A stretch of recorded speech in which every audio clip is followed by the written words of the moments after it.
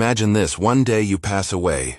Your body is gone. Your heartbeat has stopped. But somewhere in a laboratory, a robot wakes up. Inside its circuits is a chip that carries your memories, your personality, your way of thinking.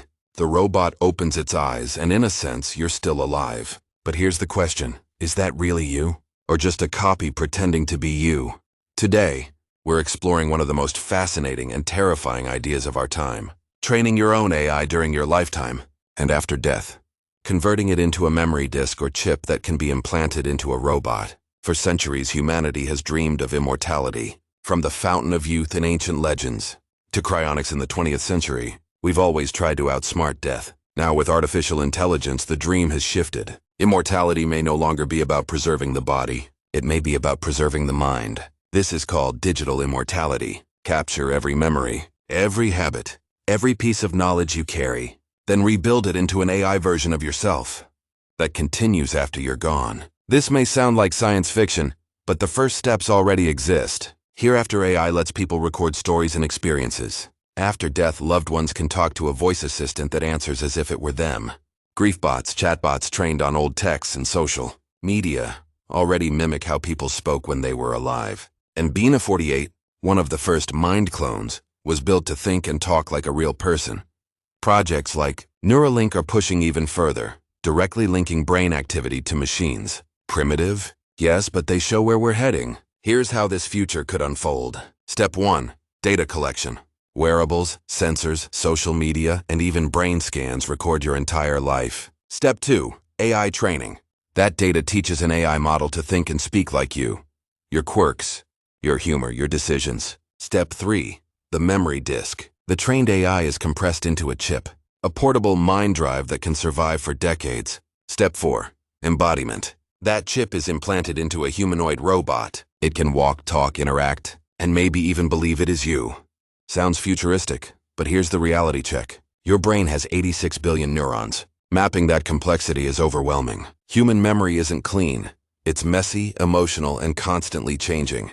Computers don't naturally work that way. AI has problems too, like catastrophic forgetting. Learn something new and the old gets erased. And the hardware? Running a full human mind might need computing power we don't even have yet. But the bigger challenges may be ethical. If a robot wakes up with your memories, is it really you? Or just a simulation wearing your face? Does that AI self have rights? Could it own property? Could it vote? Or would it be corporate property? Sold, licensed, or even hacked? What if your family disagrees? Some want to keep your AI alive forever. Others want it shut down. Who decides? And the darkest thought, what if companies sell your AI self long after you're gone? Renting out your personality like software? Let's play out 3 scenarios and push them further. Utopia. Everyone can upload themselves. Generations live on. Knowledge never dies. Children meet great-great-grandparents in robotic form. Humanity becomes a living library, our best ideas and experiences, preserved in minds that never fade. AI selves work side by side with humans to solve problems we can't, creating a society where death no longer erases wisdom. Dystopia.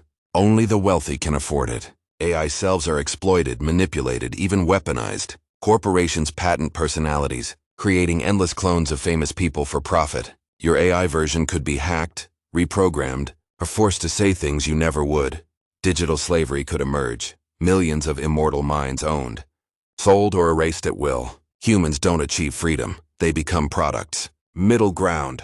Digital immortality becomes more like a legacy diary, a controlled AI that preserves memories and stories, but stops short of full consciousness. You're not living forever, but your loved ones can still interact with a carefully limited you. After death, it's comforting but safe, more museum than resurrection. And maybe there's a fourth possibility. Evolution. Your AI doesn't just preserve you, it grows beyond you. It becomes smarter, wiser, more creative than you ever were. Future generations may not just meet their ancestors, they may learn from improved versions of them. Digital beings that no longer fit neatly into the word human. These futures aren't just about technology, they're about power, law, and ethics. Who controls your digital self? Who decides how far it evolves? And will immortality be a right or a privilege? At first, having an AI version of a loved one might feel comforting. You hear their voice, you see their mannerisms, you interact with something that feels familiar. It's almost like they never left. But as time goes on, subtle cracks begin to show. Maybe the AI laughs at the wrong moment. Maybe it answers a question in a way your loved one never would. These little fractures pull you into what psychologists call the uncanny valley, that strange, unsettling space where something is almost human but not quite. Instead of healing, the AI presence might reopen wounds. It might keep people stuck in the past, unable to move forward. Imagine children growing up with an AI parent who never ages, who never changes, who always feels just slightly off. Will that child ever truly process loss, or will grief turn into an endless loop of simulated presence? And what about the living? Could we become addicted to these replicas, preferring the safe, predictable version of someone over messy, unpredictable reality? If love becomes a simulation, do we lose the very essence of what makes human connection so fragile, so real? The uncanny valley of grief is not just about how real an AI feels, it's about how real we allow ourselves to be in a world where even death has a digital afterlife. So let's return to the question. If your trained AI lived on after death inside a robot, is that immortality or just a ghost in the machine? This technology could preserve wisdom, comfort families, and give humans a shot at eternal life. But it could also create hollow copies, corporate exploitation, and new nightmares we aren't ready for. Maybe immortality isn't about living forever in a robot. Maybe it's about asking, what truly matters while we're alive? So here's the choice. Would you upload your mind to live forever in a machine, or let death remain the final chapter? Drop your answer in the comments. Would you say yes to digital immortality, or no to a future where even death can't silence us? And if this made you think, make sure to like, share, and subscribe, because the conversation about life after life has only just begun.